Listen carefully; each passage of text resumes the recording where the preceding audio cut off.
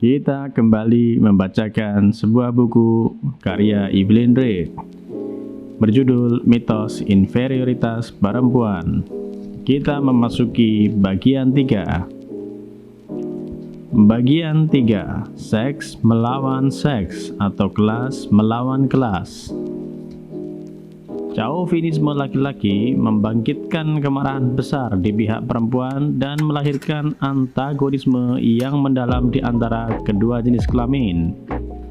Dalam upaya pembebasan perempuan ini telah menghasilkan dua pendekatan yang berbeda.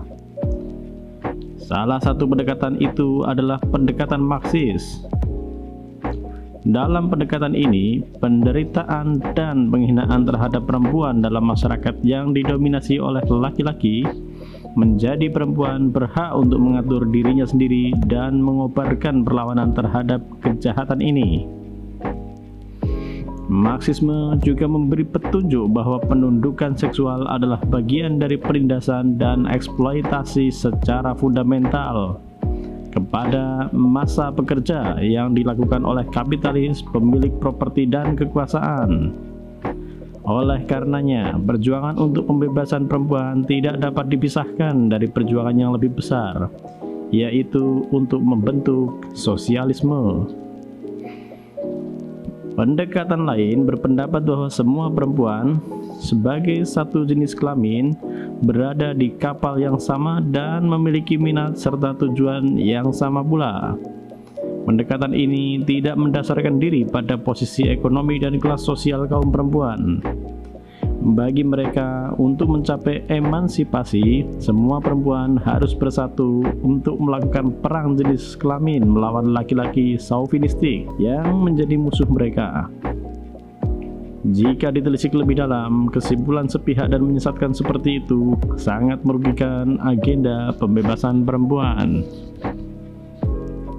Pendekatan kedua di atas secara umum benar, bahwa mereka yang berada pada posisi kelas atas sedikit banyak juga menderita akibat chauvinisme laki-laki. Atas beberapa alasan dan masalah penting dan bermanfaat bagi perempuan dengan strata sosial berbeda membentuk organisasi khusus dan mengambil tindakan bersama untuk menghilangkan ketidakadilan dan kecacatan yang ditimbulkan dari seluruh jenis kelamin. Salah satu contohnya adalah gerakan untuk melegalkan pengendalian kelahiran dan memberi semua perempuan hak untuk aborsi. Namun, mengamankan reformasi yang sangat mendesak seperti ini tidak akan menghapuskan penyebab dasar penindasan perempuan. Sebab, penindasan perempuan itu berakar pada struktur kelas yang ada di masyarakat. Jika kita menanyakan itu kepada para pemegang kepemilikan privat dan perempuan kaya, mereka cenderung bersama-sama akan mempertahankan status quo dan posisi istimewa mereka sebagaimana halnya para laki-laki kaya. Dalam gerakan pembebasan perempuan, mereka cenderung mengkhianati jenis kelamin mereka sendiri demi kepentingan dan kenyamanan kelas mereka. Sehingga kelas melawan kelas harus menjadi garis pedoman dalam perjuangan untuk pembebasan manusia pada umumnya dan pembebasan perempuan pada khususnya.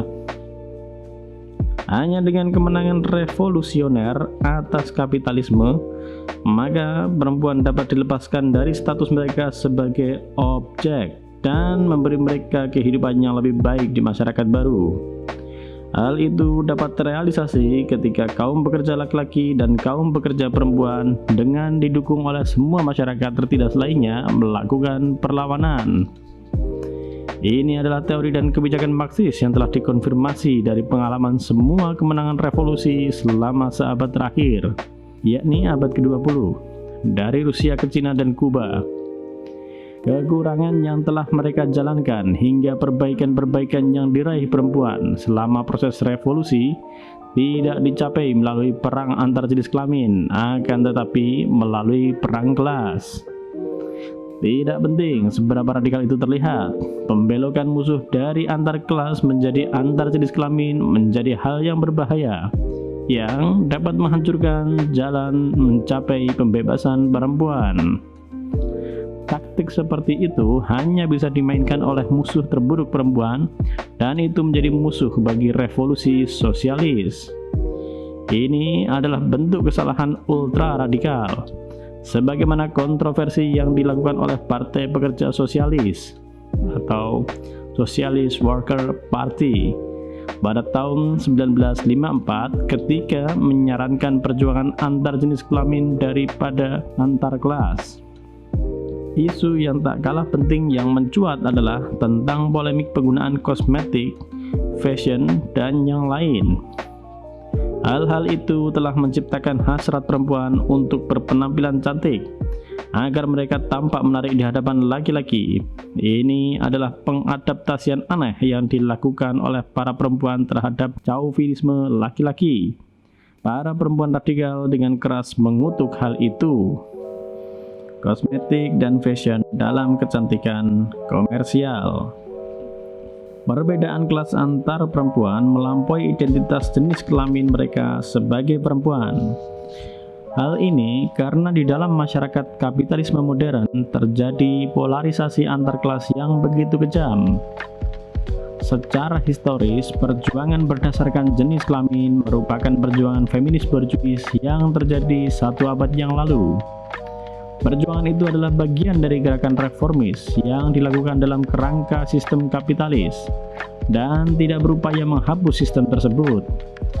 Akan tetapi, ada perjuangan progresif yang turut mereka lakukan, yaitu pemberontakan terhadap semua dominasi laki-laki sehingga kaum perempuan memenangkan sejumlah reformasi penting. Kemenangan dari gerakan feminis tersebut masih cukup terbatas, sehingga masalah yang kita hadapi saat ini perlu ditempatkan dalam konteks perjuangan. Menemukan jalan menuju konteks perjuangan yang sebenarnya, maka perlu untuk menjawab pertanyaan perempuan atau women question. Pertanyaan perempuan ini dapat dijawab dengan penyelarasan kepentingan antara laki-laki dan perempuan kelas pekerja melawan laki-laki dan perempuan kelas berkuasa. Artinya, kepentingan umum kaum pekerja sebagai kelas lebih tinggi dibanding kepentingan khusus perempuan sebagai jenis kelamin. Perempuan kelas berkuasa memiliki minat yang sama seperti laki-laki kelas berkuasa dalam upaya mereka menegakkan dan mempertahankan tatanan masyarakat kapitalis. Adanya perempuan kelas berkuasa dengan kepemilikan privat yang melimpah tidak terlepas dari hasil reformasi gerakan perempuan borjuis. Kaum feminis borjuis ini bertempur antara lain agar perempuan memiliki hak yang sama dengan laki-laki terkait hak kepemilikan properti atas nama mereka sendiri. Mereka akhirnya memenangkan hak ini. Sekarang, perempuan plutokratis memiliki kekayaan luar biasa atas nama mereka sendiri. Mereka memiliki kepentingan yang sama dengan laki-laki plutokratis yang berhasrat untuk berakumulasi dan terus mengabadikan sistem kapitalis. Artinya, kepentingan perempuan kelas berkuasa ini berbeda dengan perempuan kelas pekerja. Emansipasi bagi perempuan kelas pekerja tidak akan tercapai dengan perjuangan bersama perempuan kelas berkuasa. Justru mereka adalah bagian dari keseluruhan sistem kapitalis yang perlu untuk dilawan. Untuk mengidentifikasi kepentingan semua kelas di antara perempuan yang memberi dampak paling berbahaya, kita dapat mengambil contoh dalam bidang kecantikan perempuan. Mitos yang berkembang sampai saat ini bahwa sejak awal semua perempuan menginginkan kecantikan. Mereka semua dianggap memiliki kepentingan yang sama dalam hal kosmetik dan fashion demi mencapai standar kecantikan tertentu. Untuk menopang mitos ini, muncul klaim bahwa fashion kecantikan telah ada sejak manusia ada di dunia dan itu berlaku untuk perempuan dari berbagai kelas sosial. Untuk memberikan bukti, para pengeruk untung dari komoditi fashion memberi fakta bahwa dalam masyarakat primitif, perempuan melukis dan menghiasi tubuh mereka. Mitos tersebut pada dasarnya keliru. Untuk meruntuhkan mitos itu, mari kita tinjau secara singkat secara kosmetik dan fashion. Dalam masyarakat primitif, kompetisi dalam hal seksual tidak pernah ada. Mereka tidak membutuhkan kosmetik dan fashion sebagai bantuan artifisial untuk membuatnya tampak cantik. Tubuh dan wajah laki-laki dan perempuan dilukis dan dihias, tetapi tidak untuk terlihat cantik. Kebiasaan-kebiasaan ini muncul dari serangkaian kebutuhan yang berbeda yang berhubungan dengan kehidupan masyarakat primitif. Penting pada saat itu bagi setiap individu yang menjadi bagian dalam kelompok kekerabatan tertentu menandai diri dengan melukis atau menghias bagian dari tubuhnya. Contohnya dengan menandai diri berdasarkan jenis kelamin dan kategori umur. Penandaan itu tidak hanya dengan melukis tubuh, tetapi juga dengan ornamen, cincin, gelang, rok pendek, dan juga yang lain. Fungsi penandaan itu tidak hanya untuk menunjukkan jenis kelamin masing-masing individu, tetapi juga perubahan usia dan status tenaga kerja anggota masyarakat ketika mereka tumbuh dari anak-anak, dewasa, hingga menjadi orang tua. Alih-alih merupakan hiasan, tanda-tanda ini untuk menjaga sejarah kehidupan setiap individu yang oleh masyarakat sekarang diabadikan melalui foto album keluarga. Dikarenakan masyarakat primitif adalah masyarakat komunis, tanda-tanda ini dibentuk berdasarkan aspek kesetaraan. Saat masyarakat kelas hadir, tanda-tanda yang menandakan kesetaraan sosial dalam masyarakat primitif diputarbalikkan. Penandaan itu berubah menjadi fashion dan hiasan yang merepresentasikan adanya ketimpangan sosial. Penandaan menjadi ekspresi pembagian masyarakat antara yang kaya dan yang miskin, antara penakluk dan yang ditaklukkan. Pada perkembangannya, kosmetik dan fashion menjadi hak prerogatif dari aristokrasi. Ilustrasi yang menarik dapat ditemukan dalam pengadilan Prancis sebelum revolusi Prancis terjadi. Antara raja, pangeran, dan bangsawan, baik laki-laki maupun perempuan, sama-sama memakai pakaian yang mewah. Mereka tampil menarik dengan wajah yang dihias, rambut mengkilat, kerutan rendah yang glamor, ornamen emas, dan yang lain. Mereka tampil menawan berdasarkan standar ketampanan dan kecantikan saat itu. Hal ini adalah bentuk yang kontras antara laki-laki dan perempuan dari kelas berkuasa yang tampil glamor dengan para petani miskin yang penuh keringat saat bekerja di tanah mereka. Yang terakhir ini digambarkan begitu buruk dengan standarisasi keindahan saat itu. Fashion pada periode itu adalah tanda pembedaan kelas. Kemudian saat adat istiadat borjuis menggantikan praktik-praktik feodal, karena alasan-alasan historis tertentu, kaum laki-laki meninggalkan bidang fashion, sedangkan perempuan masih menggunakannya. Para pengusaha besar meneguhkan eksistensi, salah satunya melalui fashion istri mereka. Para istri pengusaha itu memakai celana seperti emas dan raffles rendah.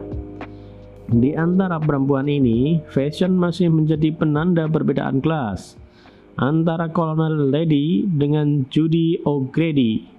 Perkembangan kapitalisme meningkatkan ekspansi dengan mesin-mesin baru yang bertambah produktif sehingga membutuhkan pasar yang lebih besar. Sejak perempuan berjumlah setengah dari populasi manusia, para pengejar keuntungan mencari profit dari kecantikan perempuan dan mulai mengeksploitasi hal itu. Bidang fashion secara bertahap meluas dan keluar dari batas-batas sempit kekayaan.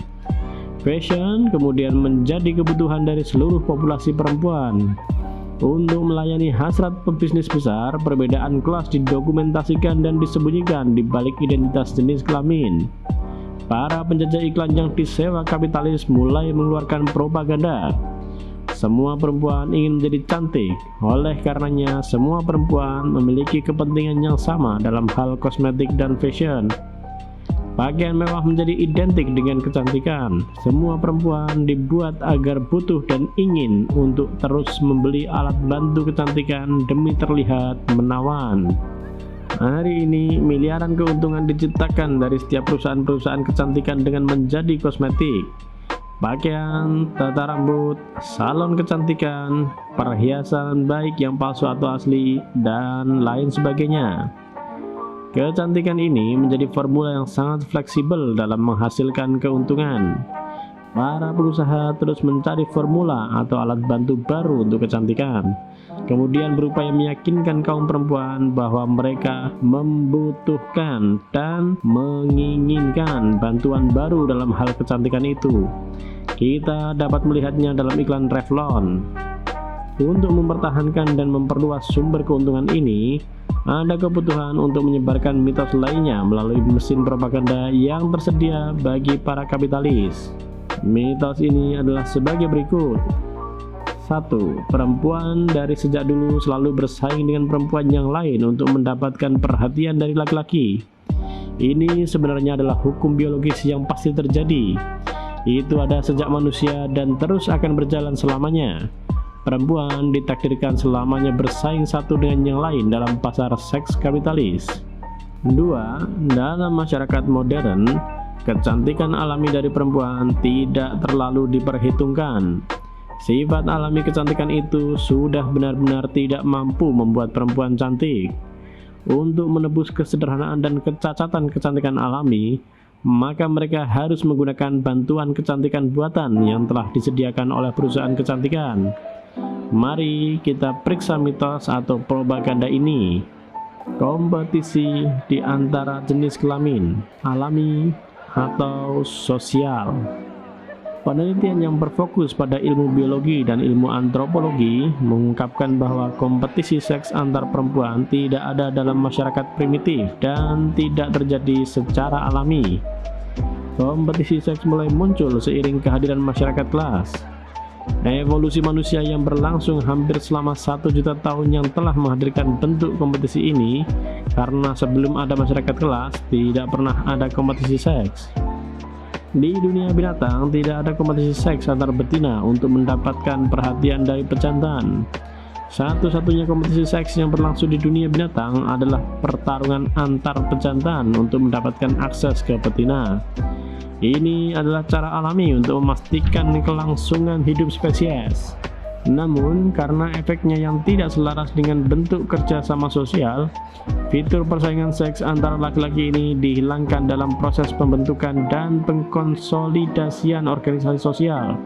Namun, karena efeknya yang tidak selaras dengan bentuk kerjasama sosial, fitur persaingan seks antar laki-laki ini dihilangkan dalam proses pembentukan dan pengkonsolidasian organisasi sosial pertama, yaitu di masa masyarakat komunisme primitif. Ketiadaan kompetisi seks secara alami antar perempuan menjadi salah satu hal yang menjadikan perempuan mampu memimpin secara kreatif di sistem sosial yang bersifat asli. Berbagai bentuk aturan sosial mereka ciptakan untuk membantu memenuhi kebutuhan mereka dan tanpa proses persaingan di dalamnya.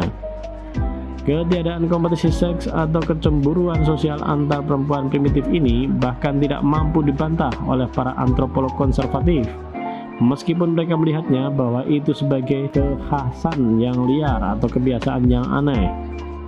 Kehadiran masyarakat kelas dibentuk atas dasar semangat saling menyingkirkan dan kompetisi. Bersamaan dengan itu terjadi degradasi terhadap kaum perempuan yang menjadikan mereka tergantung kepada laki-laki. Pada konteks ini, kompetisi antar laki-laki untuk mendapatkan properti dan kekayaan muncul. Muncul pula kompetisi di antara perempuan untuk mendapatkan laki-laki kaya dan laki-laki yang berkuasa. Kompetisi seks ini menjadi penderitaan sosial yang dipaksakan bagi perempuan. Kompetisi seks ini secara eksklusif adalah buatan, yaitu diciptakan dan dikondisikan secara historis. Kemunculan pasar seks dan institusi pernikahan mendorong kompetisi seks antar perempuan. Pasar seks adalah bagian dan paket dari pasar komoditas secara keseluruhan yang mendasari masyarakat kelas kapitalis. Dengan ekspansi seks sebagai komoditas, standar kecantikan perempuan menjadi secara perlahan bertransformasi dari yang bersifat alami menuju ke kecantikan buatan atau modis. Proses ini telah mencapai puncaknya dalam masyarakat kontemporer. Di awal periode pertukaran dengan cara barter, perempuan dibarter untuk mendapatkan ternak dan ternak dibarter untuk mendapatkan perempuan. Kecantikan alami dan kesehatan perempuan pada saat itu pada tingkat tertentu sama dengan kesehatan alami dari ternak. Keduanya diperlukan dan diinginkan dalam kehidupan produktif dan reproduksi komunitas. Dipilih berdasarkan kategori yang paling sehat dan indah serta mampu menjalankan fungsi alaminya. Saat konsolidasi patriarki dan masyarakat kelas terjadi, perempuan dijadikan tidak ubahnya seperti properti yang diakumulasi oleh laki-laki kaya. Kebiasaan baru kemudian muncul, yaitu untuk menghias para istri dan selir seperti layaknya bangunan istana dihias dengan berbagai ornamen. Kondisi ini mencapai puncaknya di Asia. Sebagai harta seksual pangeran atau juga disebut Khan, semakin dia memiliki barang-barang mewah ini, perempuan cantik yang dihiasi dan istana yang dihias, semakin dia memberi bukti kedudukannya sebagai penguasa yang kaya raya. Pada tahap ini, kompetisi seks antar perempuan dibayangi oleh kompetisi di antara laki-laki untuk mengakumulasi kekayaan mereka. Para perempuan sendiri ditempatkan sebagai barang bergerak atau komoditas. Monogami diganti poligami dan properti menjadi pertimbangan dasar dalam pernikahan. Dengan sistem ini, perempuan kaya memiliki keunggulan dibanding dengan perempuan miskin dalam kompetisi seks. Seorang ahli waris yang kaya, terlepas dari kecantikan dan kesehatannya, menjadi istri idaman para laki-laki mata duitan dan atau sebaliknya. Seorang laki-laki lebih suka jika harus memilih perempuan yang lebih cantik. Akan tetapi mereka cenderung lebih mendahulukan pertimbangan terhadap properti yang dimiliki perempuan yang diincarnya. Pernikahan adalah salah satu mekanisme penggabungan properti yang dijadikan strategi bisnis antar keluarga pasangan. Tipe pernikahan seperti ini melibatkan proses negosiasi antar keluarga atau ada semacam perantara pernikahan untuk menegosiasikannya. Proses ini mulai berlaku pada periode panjang pertanian ketika bentuk properti utama berupa tanah. Kehadiran kapitalisme telah merubah bentuk properti utamanya, tidak lagi tanah namun uang, dan itu memunculkan persaingan bebas. Persaingan bebas tidak hanya berwujud tenaga kerja bebas yang kompetitif di dalam persaingan bisnis, tetapi juga dalam persaingan di antara jenis kelamin perempuan. Bagi orang kaya, penggabungan dalam pernikahan berlanjut sebagai penggabungan dalam hal properti. Kedua hal itu seringkali tidak dapat dibedakan. Dengan berkembangnya kapitalisme ke arah monopoli, dua jenis penggabungan itu telah menempatkan plutokrat yang berkuasa di Amerika hanya 60 keluarga kaya. Namun, di Amerika yang sejak awal berdasarkan pada sistem borjuis, kekhasan tertentu muncul. Garis-garis kelas dapat dijebol oleh seorang yang kaya raya. Itu berbeda dengan Eropa yang bersifat feodal, di mana perbedaan kelas ditegakkan sejak manusia lahir. Jadi, di masa kejayaan kapitalisme, seorang pekerja atau orang dari kelas menengah bisa secara kebetulan atau dengan usahanya menjadi kaya, sehingga mengubah status kelasnya. Hampir sama dengan seorang perempuan. Dengan kebetulan atau karena kecantikannya, seorang perempuan mungkin menikah dengan miliarder dan merubah status kelasnya. Ini layaknya dongeng cerita Cinderella yang menggambarkan hal itu adalah Bobo Rockefeller, anak perempuan dari keluarga penambang yang menikah dan kemudian bercerai dengan salah satu laki-laki terkaya di Amerika. Keanehan dalam kehidupan di Amerika ini mempersiapkan landasan sosial psikologis untuk pasar komoditas. Keanehan dalam kehidupan di Amerika ini mempersiapkan landasan sosial psikologis untuk pasar seks secara massal dan persaingan seks antar perempuan. Sama seperti kisah Horatio Alger yang menjadi buku pegangan bagi laki-laki tentang cara menjadi kaya. Cerita-cerita kisah cinta itu seolah memberitahu perempuan tentang cara mendapatkan dan menikahi putra bos, atau bahkan bos itu sendiri. Langkah yang dilakukan adalah dengan bergegas ke pasar kecantikan dan membeli semua komoditas yang akan mengubah Cinderella menjadi putri yang cantik jelita. Dunia kosmetik dan fashion telah menjadi tambang emas bagi kapitalis yang jumlahnya hampir tak terbatas. Para pebisnis dalam bidang kecantikan ini akan menjadi lebih kaya raya hanya dengan mengubah mode dan menciptakan lebih banyak dan lebih baru alat bantu untuk mencapai kecantikan. 1. Mereka yang diuntungkan oleh manipulasi daging perempuan female flesh ke dalam ukuran dan cetakan fashion standar saat ini. 2. Mereka yang melukis dan mengemulsi daging yang dimanipulasi ini dengan kosmetik, pewarna, lotion, parfum, dan juga yang lain. 3. Mereka yang menghias daging yang telah dimanipulasi dengan pakaian, perhiasan, dan yang lain. Dalam kategori pertama, perempuan menjadi cantik, maka dia harus memiliki ukuran tertentu seperti tentang berat badannya, ukuran pinggul, payudara, dan pinggang yang ditetapkan secara sewenang-wenang. Jika dia berbeda dari pola mekanis ini, dia dianggap tidak cantik. Permasalahan ini membuat perempuan sangat menderita. Mereka dibuat frustasi oleh beban nyata dalam kehidupan di bawah kapitalisme. Mereka cenderung tidak paham di mana sumber masalahnya berasal. Para perempuan bekerja cenderung memandang pengerusakan imajiner mereka sebagai sumber masalah. Mereka menjadi korban dari kompleksitas masalah inferioritas perempuan. Ribuan, puluhan ribu, bahkan jutaan para manipulator kecantikan memberikan uang hasil jerih payah mereka kepada para pebisnis kecantikan. Melalui bintang-bintang Hollywood dan kontes kecantikan, standar-standar kecantikan berupaya dipertahankan dan diviralkan. Perempuan cantik yang terpilih diarak di depan mata banyak perempuan. Mereka ditampilkan di film, televisi, dan majalah untuk menghipnotis kaum perempuan. Keseragaman kecantikan yang menonton ini begitu mengerikan. Setiap sisa-sisa keragaman dan kecantikan yang sejati terus berupaya dihapuskan. Mereka yang memuja standar kecantikan ini tak ubahnya biskuit dari hasil adonan yang sama dan dengan cetakan yang sama pula. Dalam kategori berikutnya adalah para pedagang kosmetik dan pengemulsi yang mengatur keinginan perempuan untuk tampil cantik. Mungkin hanya para pekerja di pabrik-pabrik produsen kecantikan yang tahu bahwa bahan baku murah yang sama yang dimasukkan ke dalam botol kosmetik seharga $10 dan botol kosmetik berharga 50 sen di toko kelontong. Namun bagi mereka yang naif dan polos menganggap botol kosmetik berharga $10 mengandung beberapa sihir ampuh yang tidak dimiliki oleh kosmetik murahan. Iklan-iklan besar berkata seperti itu dan itu dianggap sebagai sebuah kebenaran. Para perempuan miskin yang terpengaruh narasi tersebut kemudian berupaya sekuat tenaga untuk mendapatkan uang guna membeli produk ajaib ini.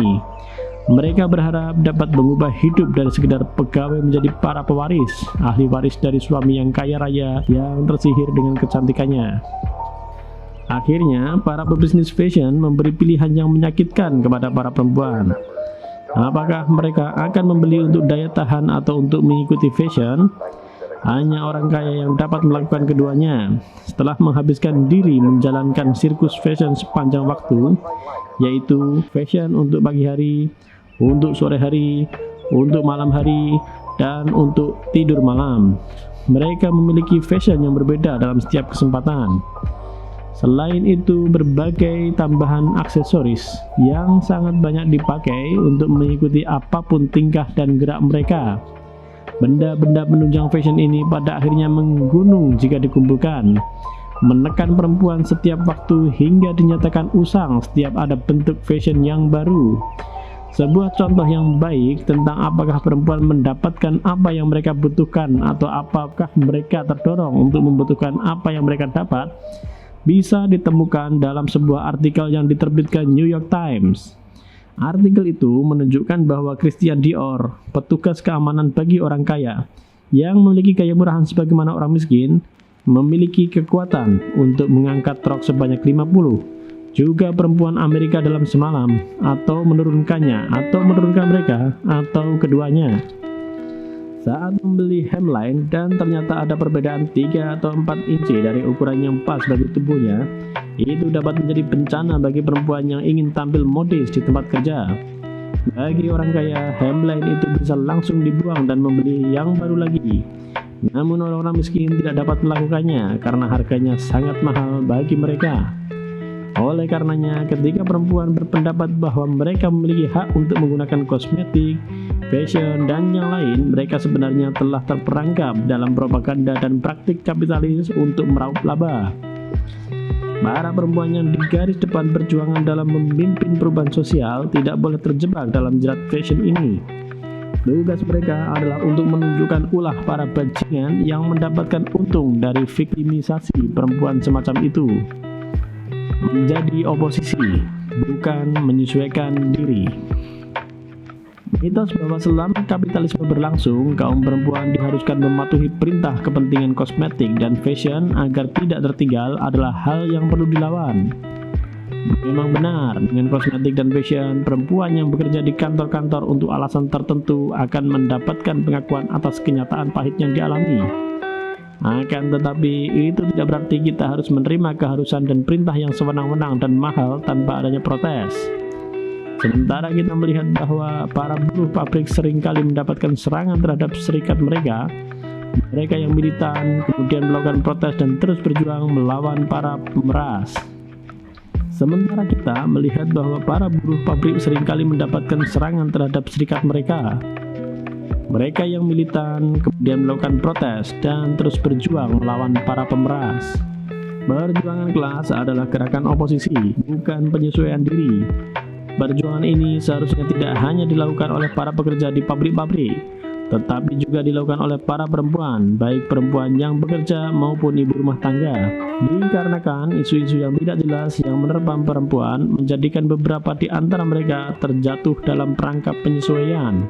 Kenyataan ini harus kita rubah. Kita perlu menjelaskan bahwa standar mode kecantikan modern bukanlah perlengkapan permanen, dan bahwa perempuan bekerja dapat dan harus memiliki sesuatu yang dapat mereka banggakan selain kecantikan palsu itu. Kita dapat memberi bukti, misalnya bahwa penggunaan kosmetik adalah inovasi yang cukup baru. Pada abad yang lalu, seorang perempuan yang mencari suami dan dia menggunakan kosmetik, maka peluangnya mendapatkan suami akan berkurang. Saat itu, kosmetik menjadi lambang bagi para pelacur, dan tidak ada pria terhormat yang akan menikah dengan perempuan yang wajahnya dilukis.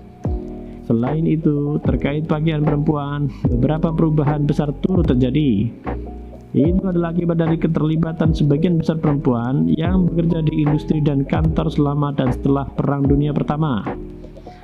Mereka membuang korset balebon mereka, 16 penganji di rok dalam mereka, serta pompadour besar dan topi besar yang sering dikenakan menjadi pakaian yang diadopsi agar lebih cocok untuk kebutuhan pekerjaan mereka. Pakaian kasual yang menarik saat ini yang muncul dari adanya kebutuhan perempuan bekerja kemudian diambil alih oleh perempuan kaya menjadi pakaian olahraga. Baru-baru ini bahkan kain denim proletar dan celana jengki yang identik sebagai pakaian pekerja pabrik telah mengalami peningkatan status sosial. Para perempuan kaya mulai memakainya. Sebelumnya mereka terbiasa dengan balutan busana dan sweater tebal, kemudian memutuskan untuk memakai pakaian yang identik dengan pekerja pabrik agar sesuai dengan kehidupan di pinggiran kota dan di tanah mewah mereka. Dalam perlawanan terhadap fashion, saya tidak berbicara tentang pakaian yang menarik atau menolak perubahan yang perlu atau diinginkan tentang jenis pakaian yang ingin kita kenakan. Saat muncul masa baru, kondisi produktif baru, dan kondisi sosial baru, maka akan membawa perubahan dalam hal pakaian. Apa yang saya lawan adalah kelakuan para pemburu fashion yang telah membuang banyak waktu, banyak perhatian, hingga banyak uang untuk hal itu. Waktu adalah hal yang paling berharga dari semua bahan mentah di kehidupan manusia.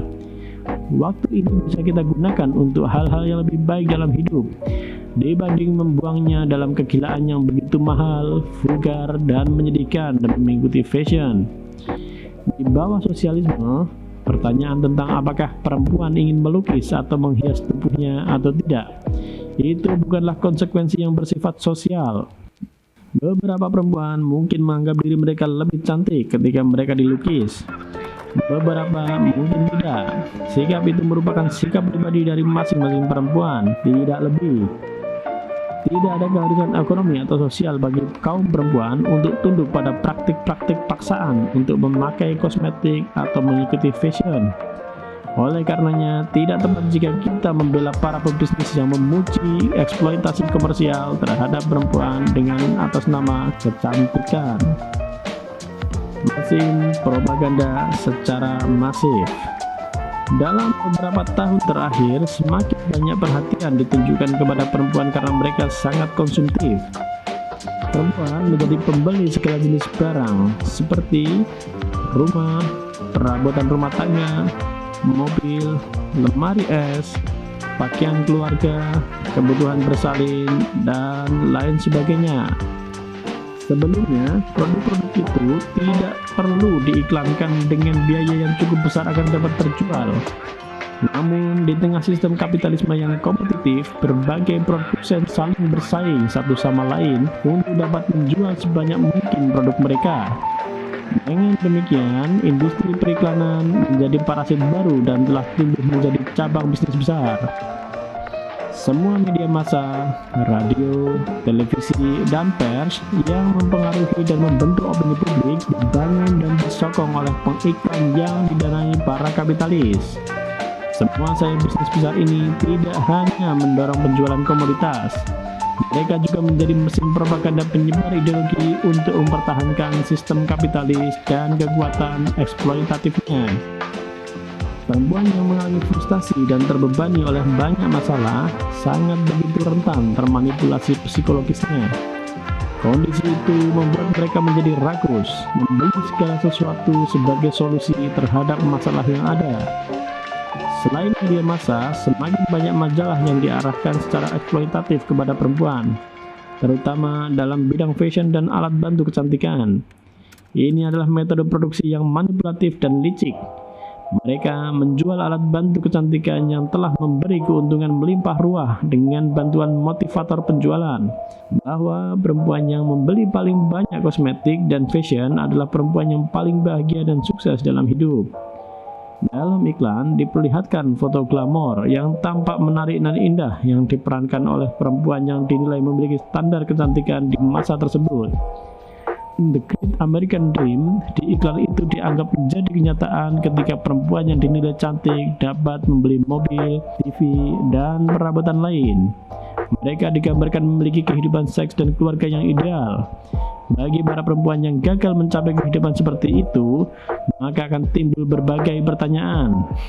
Mereka kadang justru menyalahkan diri mereka sendiri karena tidak dilahirkan dari keluarga yang kaya raya dan tidak lahir dalam kondisi cantik.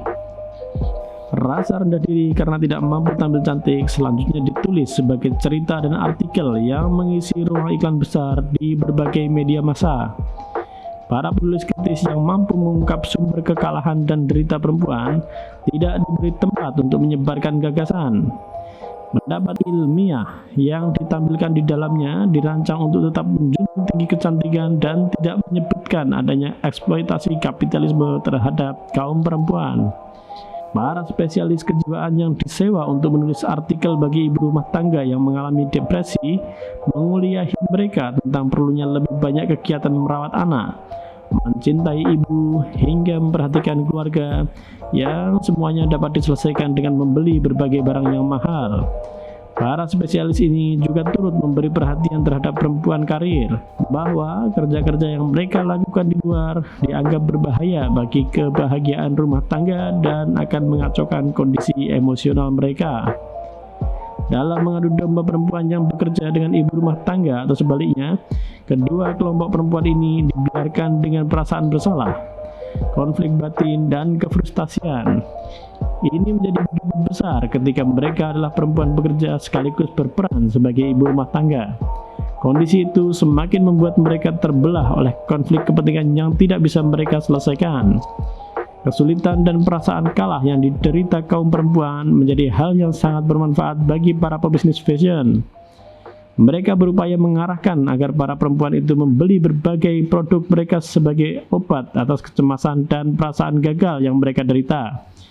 Sebagai solusi cepat atas masalah yang dihadapi dan untuk membangkitkan rasa percaya diri, banyak perempuan yang berlomba membeli fashion keluaran terbaru dan alat bantu kecantikan lainnya. Singkatnya, pertama-tama sistem kapitalis telah menurunkan dan menindas banyak sekali perempuan. Selanjutnya, mereka mengeksploitasi ketidakpuasan dan ketakutan para perempuan agar penjualan fashion dapat terrealisasi dan keuntungan tanpa batas terus terjadi.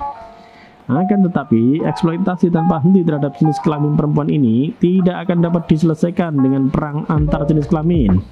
Karena para perempuan kaya turut menikmati keuntungan dari proses itu sebagaimana yang juga dinikmati oleh laki-laki kaya. Melalui perjuangan kelas, maka akar masalah yang dialami kaum perempuan dapat diselesaikan. Menjadi tugas kita bersama untuk menunjukkan bahwa sistem kapitalis adalah sumber kejahatan dan dengan mesin propagandanya, mereka menipu kaum perempuan bahwa jalan menuju kehidupan dan cinta yang sukses adalah melalui pembelian barang-barang. Memaklumi atau menerima standar kapitalis dalam bidang apapun, mulai dari politik hingga urusan kosmetik, akan menopang dan melanggengkan sistem keuntungan yang kejam ini dan terus mengorbankan perempuan. Terima kasih, kita akan ke bab selanjutnya.